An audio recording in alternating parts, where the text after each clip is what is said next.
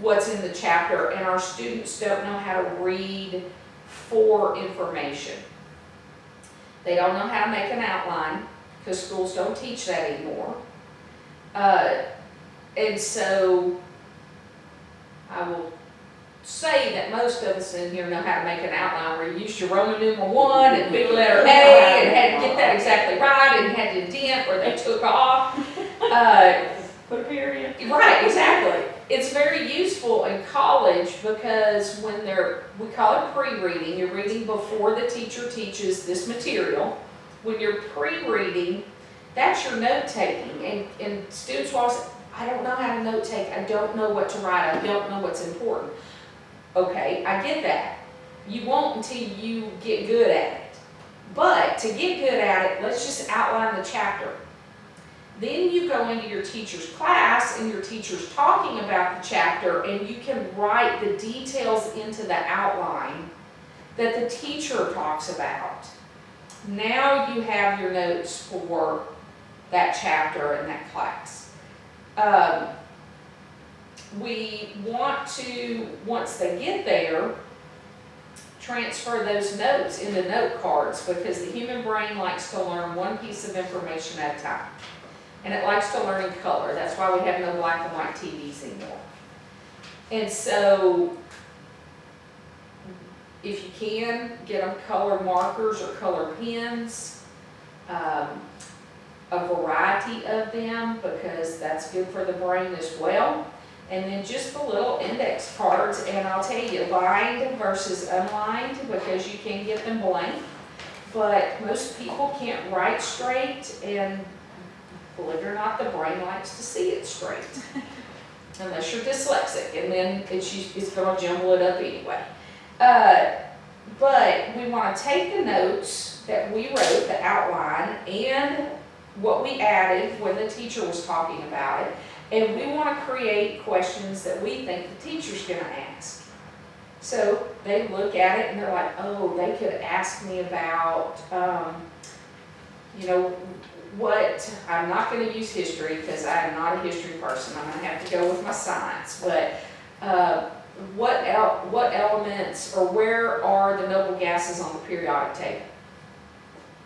That's on one side of the card, and on the back side of the card is the answer. Believe it or not, the things that we do with elementary kids or preschool kids really should continue to be done all the way through learning, because that is how the human brain likes to learn.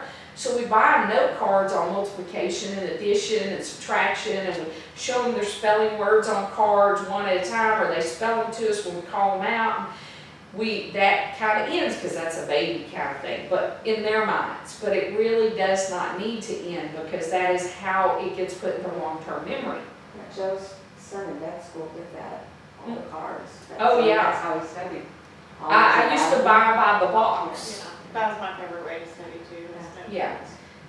But very few students do that, and they think it adds time on to their studying.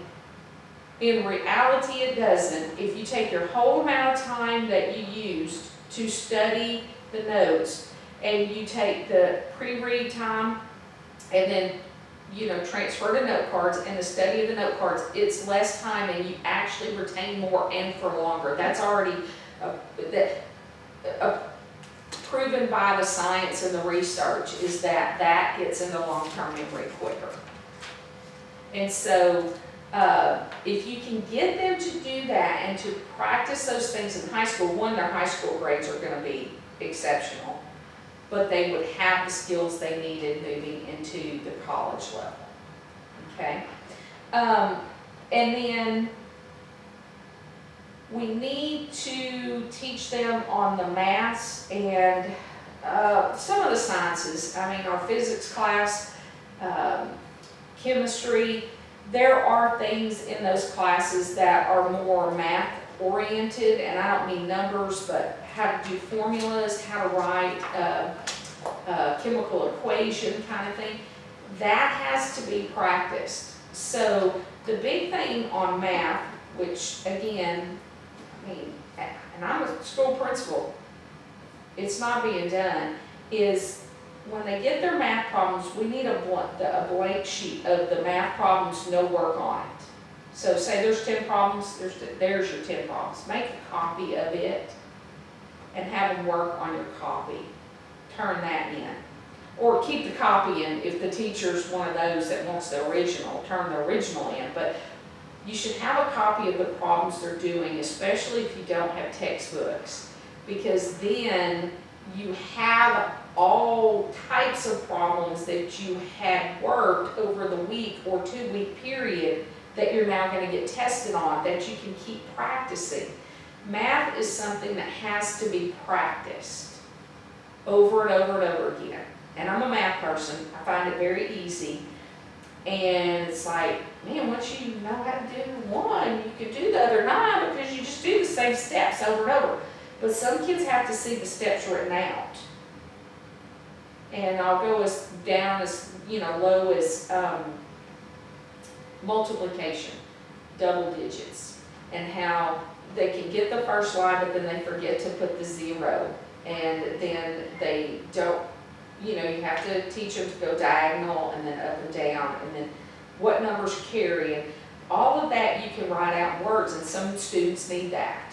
They need it written out in words. So they don't need it written out in words multiple times. They need it written out in words the first time.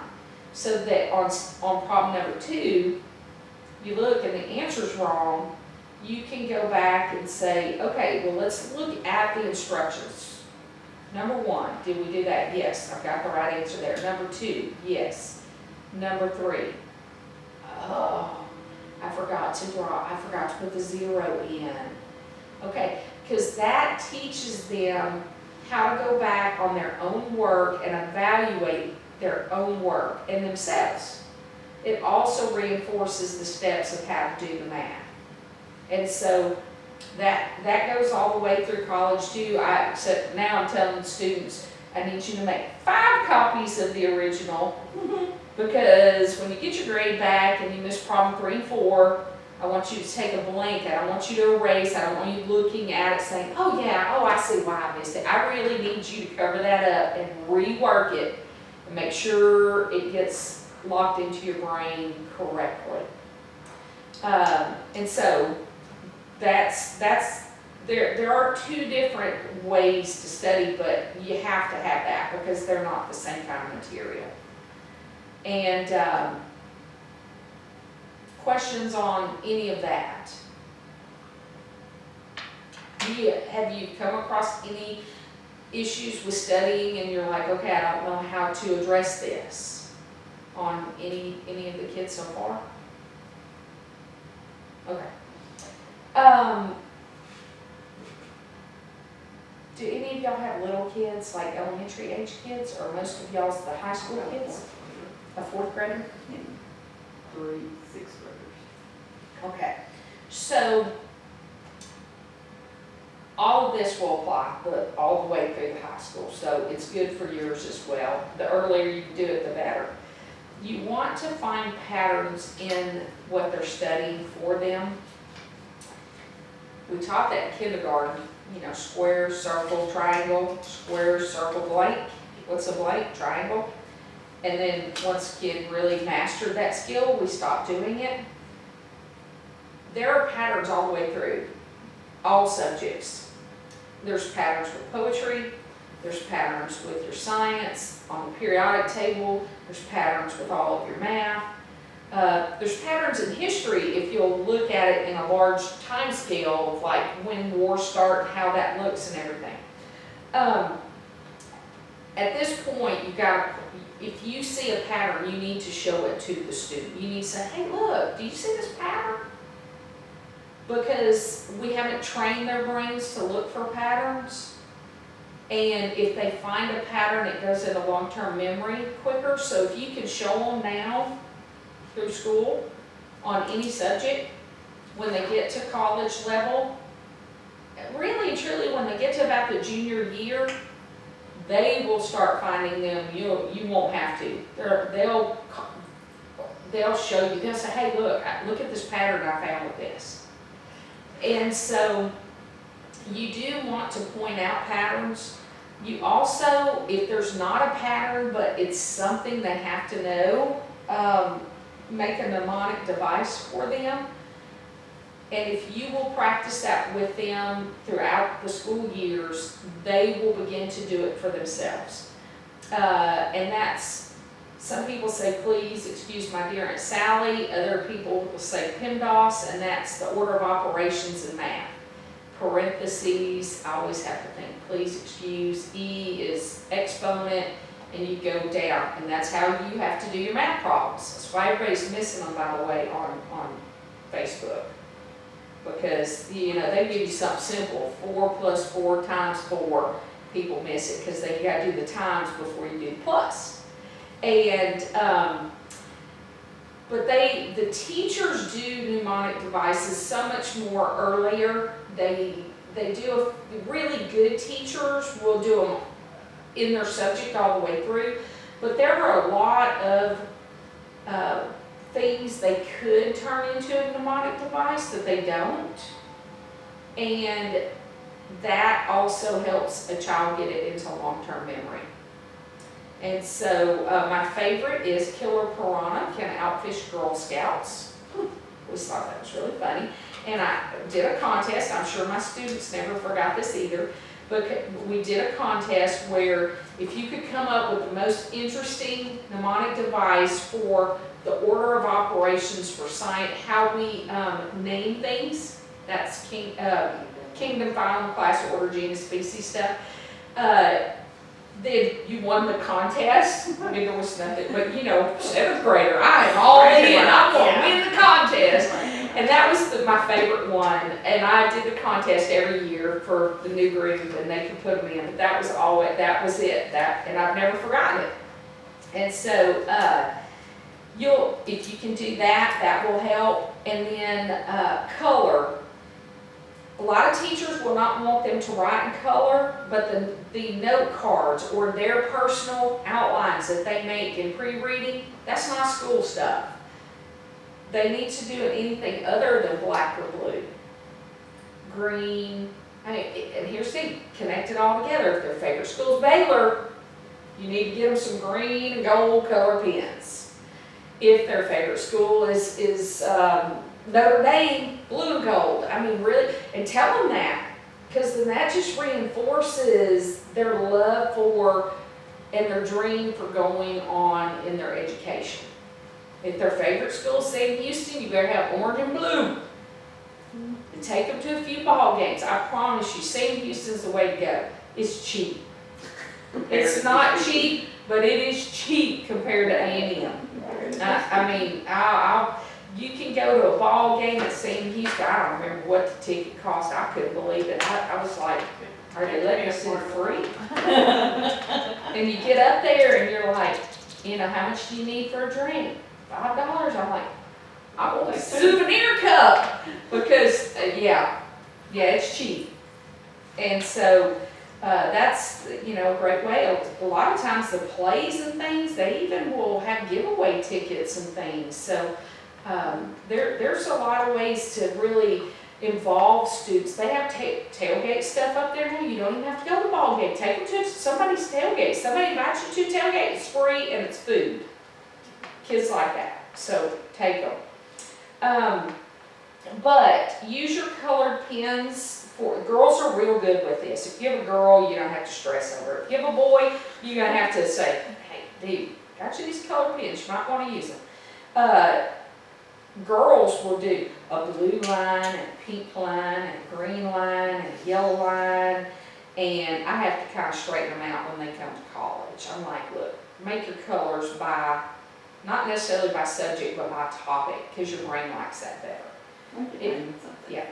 And so, anyway, those are the skills that if you can reinforce all the way through, even when they get older, just ask them, did you find a pattern in this? Or if they're sitting with something and you're kind of just talking to them and they're like, oh my God, I cannot remember this. That's a perfect line for making a mnemonic device.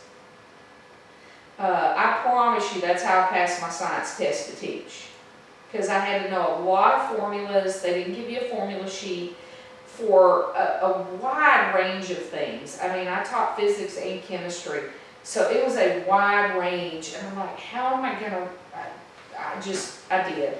And when I opened that test booklet, I wrote down all my mnemonic devices so that if question number 100, I didn't want to forget it before I really got into the reading of it. Test taking strategies, there's a lot of that too, but really we're just going to focus on the things you can do to help them put things in long-term memory at this point. They need to use their time wisely. I don't know if this is going to be good coming from you, or if you can maybe it will. Maybe you are the person that they really just hang on every word you say. But if you're not, find somebody who is, your best friend that comes over for dinner every now and then, that they just think is, peaches and cream, it doesn't matter. But they need to use their time wisely. School, if you get that dream going, will become their first priority. It will. It's amazing how when that dream locks in. We took ours to a camp called MASH Camp. Cheapest camp in the summertime you go to. I don't even know if it still exists, but it was through 4-H. And it was for students considering the medical field. She wanted to be a dentist. So I went to MASH Camp. Some professor in the College of Veterinary Medicine, we weren't even looking at animal stuff, said, if you didn't come in here with a pen and something to write on, you're already behind. Because there are students who came in here with that, and they're going to leave, and they're going to have the notes, and you're not going to have them. So when it's time to apply to come to college here, they're more prepared than you are. Do not walk out of a free education in public school and not ask questions. If you miss a question, it doesn't matter if you made a 99, if you missed a question, you don't know it. You need to know it before you walk out of the room, because it may be something you need to know a year from now, the one question that you missed. So I pick my kid up, we bring her home, and the next thing I know, I'm getting phone calls from the school, from teachers, because they're like, okay, your child is a perfectionist. If she misses a question, she wants to know, not why, she didn't want to know her points back, she wanted to know the answer. So, because that's what that college professor told her. You better get that answer. And now they're like, she's going to stroke out if y'all keep pushing her this hard. And I'm like, okay, hold on. And so I told her, she said, Mom, I don't want other kids getting ahead of me. I want to get in. I want to get in where I want to go to school. And of course, I had built that in her. But you can build that in your kids too. That is through the adult building that. That's the talking about school. We visited anytime we went through that had a college, if we had time, we drove through that university. Texas Tech, Baylor. I'm like, oh my God, I hope she doesn't pick this school. But I didn't say that because I just want her to go to school so we don't fall back into poverty. You gotta see the big picture. And so that really was, but I took her to all of them, and did not care if she did not go to A&M. I really did not. And I don't on my other students. When they tell me they want to be Longhorns, I'm like, ugh. And then I say, it's okay, baby. You go to school where you want to. You're going to be great. I just want them to have a future and future could be welding school. I mean, I am not it's got to be college that way. It's just got to be a training that gives them a livelihood that allows them to be free and be able to make some of their own decisions. So they do need to have house chores. We've got school activities, work, community service. They're really gonna put friends on a higher platform as they get older. What I can say is keep them off social media as much as you can. And if you keep them off, you need to. If you haven't watched the documentary Didn't I tell y'all the name of that last time I was in here? I gotta think what it's called.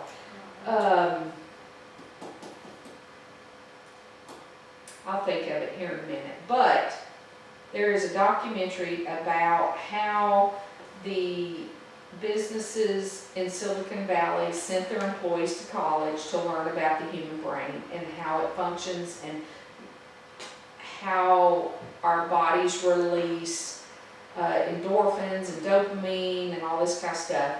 And then they brought them back to their companies and asked them to write the programs for social media, because we now sell human commodities. It's sold how much time they can keep you on your iPad or phone, and that's where that's where your advertising I've seen that. comes I know in. what you're talking. It's scary. I've seen It It is. is scary. Yeah, What is it called? 'Cause I. hold on, the social dilemma. Yeah, that's it. And the ... when you write somebody a text, and that scrolling ... that's on there. They tell you, that was put in because a person's brain seeing that thinks, okay, they're writing, and they're writing something, but do you ever notice it'll ... and then go away, and then you don't get a message? Well, it's programmed that it's gonna automatically ... you for a little bit, because it keeps you on there 30 seconds longer, and they sell that time to advertisers.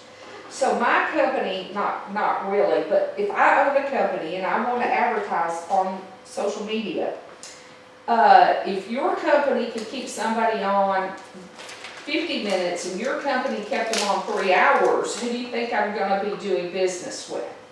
I need people to see my advertisement. I'm going with this company that's 3 hours. They also on there have done studies showing that depression, anxiety, and suicide have increased with the increase of social media. And they connected them according to that documentary. So when I say keep them off, I can tell you what I deal with. At the college level, every call I've gotten for the last 2 years at Christmas break, December, is a male student, parents, who has a gaming system with them at college, and they have flunked or had to withdraw from classes. And they're looking for someone to help turn it around. I highly encourage all of my parents not to send the gaming systems with them. They're like, well, they have their laptop, and I'm like, yes, they do. And yes, they're gonna play games. But they're not gonna have 5 kids in their room playing till 4 o'clock in the morning because they don't have a gaming system. And I don't know, but I can imagine that if I'm playing a gaming system on this big widescreen, it's a whole lot more fun than my 17-inch computer screen. And so there's more attraction there to the human brain because it's in color and it's programmed to attract me to it. So if you can, really and truly keep them off that. What I can also tell you too is when kids go to college and they're wanting to apply to different organizations in the college, they are having them pull up their social media, and that is part of their application process. And if they're not willing to do it, they're not going to get in. And they're looking at their photos and anything that is attached to their, and you have to list to scholarships all your social media. So if this is your Facebook and Instagram and Twitter, and I don't even know all of them because I do Facebook and that's it, I'm old. But whatever it is, they're opening up all of it for your kid to get in. And jobs are that way as well. And they're asking and they're looking at it, and if it doesn't fit whatever their criteria of decency is, then you don't get the job, you don't get the scholarship, you do not get into the organization at the college level. And so it needs to be clean And so from day one. Applications actually request what your, They sure do. wow. They sure do. And if you don't put, it's a requirement, if you don't put it on there, and do not even, I get this all the time, well, I'm just gonna wipe mine clean. That shows up that you did. Now, they don't see what you had, but they see you wiped it, and they're like, yeah, no, this guy's a shyster, this girl trying to hide something, we're not going there. And that's been going on now for about, if I had to guess, about 8 years they've been asking. So it's well ingrained. It is not, oh, they just started last year kind of business. So when I say keep their friends' pictures coming in to them, you need, drive that home as hard as you can. Because down the road, that piece can cost them big. Now, who all's going to be seeing this video? Any of our CASA advocates. Okay. Example, and I won't use the person's name, but there was a person who was running for like student body organization at the university level. Wasn't any reason this young man shouldn't have been up there on the stage and been a candidate, but freshman year, this person was in a car accident with a person of another race and was videotaping till the police got there, so if anything happened, he could show the policeman, but used some derogatory slang terms for that person's race. Freshman, that is 15 years old. You're supposed to make in high mistakes school. when you're 15. Yes, freshman in high school. Okay. You're supposed to make mistakes. That's the time to make them when you still live at home. And somebody got a hold of that video and he had to withdraw from the university's race for class. I don't remember if it's president, officer, whatever. It was on the national news. So I am absolutely sure that this person had no thought as a freshman 15-year-old that this is going to come back and bite me so hard 6 years later. But that is exactly what happened. And so the phone stuff's fine, but if you can really limit the other, I can tell you the stories on the end of how I see it affects students. So do the best you can with that deal. I know it's a fight. I had a child too. I don't know, I'm just hard. I am. I was like, I haven't worked all this time to keep you out of this situation over here because of the phone. So anyway, now the other stuff I put in here, and I made a copy, I'm going to give y'all all a copy of this, but is really geared toward the student and trying to just get them, you know, it was like, first, anybody can go to college, second, don't limit yourself. That was if we had some students here.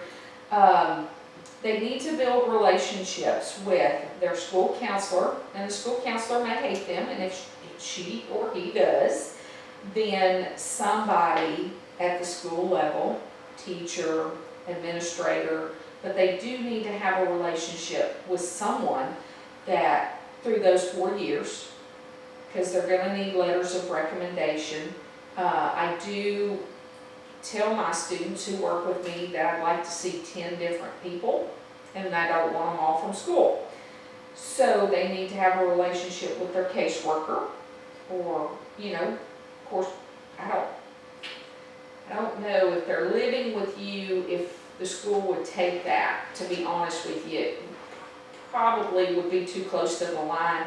So someone else in the organization, a teacher or two, if possible. If they're church-going kids, they need to have a youth minister or their preacher or priest at the school level. If they're an athlete, a coach, or a drama director, band director, I'm trying to think, you know, anybody, and they may be their teacher too, but we do need to split those. We need that to be one person, and we still need some additional teacher kind of people. Community leaders, that's going to be where your biggest bang for your buck is. And then, of course, if they work, their supervisor of any kind, it can be the person that owns the business or the person that manages them. And so, because on all the scholarships and the applications to college, they, the scholarships they're going to give letters of reference or recommendation. The college applications right now are allowing you to attach 3 outside documents of your choice. So that's a wide range of stuff. So some students attach their resume. Some attach 3 letters of recommendation. We just want to have the pieces so you can fill the spots in for them. I don't know how long I've gone. I've gone an hour. I'm very proud of myself. We allocated an hour and a half just to make sure that everybody got what they needed. So, questions? What can I help you with? Everybody's quiet. It's okay. I'm used to that too. Say, I think you covered a lot. I thought I was gonna have a lot of questions, but I feel like I don't even, because I feel like you covered so many different. I tried. Yeah, it is so much different though. I remember, I did some interviewing for my alma mater about 5 years ago, or maybe further than that, 2 years ago. I mean, I would not have gotten into the school that I got into now. Yeah. I didn't have any of that. You know, I didn't have a resume, I didn't have community service, Yeah. I didn't have any of it, right? Yeah. You know, and I went to a good school and I was a smart kid, but Yeah. I wouldn't have gotten in. And it's just amazing how much it's changed and how difficult it is. Yeah. Now, we didn't cover the interview stuff. I'm glad you mentioned that. They are now interviewing not for college entrance normally. Now, if they go on to an advanced schooling, medical school, law school, dental, any of that, they are. But they're interviewing for scholarships. The big ones for sure are going to interview. And they're interviewing for organizations on campus. So once you get in to school, and I see a lot of this happening to students, in my business on the transition year into college, it's usually not grades. It will turn out to be grades if they don't have the support system in place. But to start with, it's adulting overwhelms them at first. They don't think it's going to, but 1 week and they are like, I don't have any clean clothes, I have been eating McDonald's every day, and so adulting. And not getting into the student orgs. We've raised all of our kids, mine included, where, just like everybody says, you know, everybody got a trophy or a ribbon or something. And they have limited numbers in these student organizations, so when you come in, they want to see your resume and you're going to interview if you're one of the people they picked from your resume. And so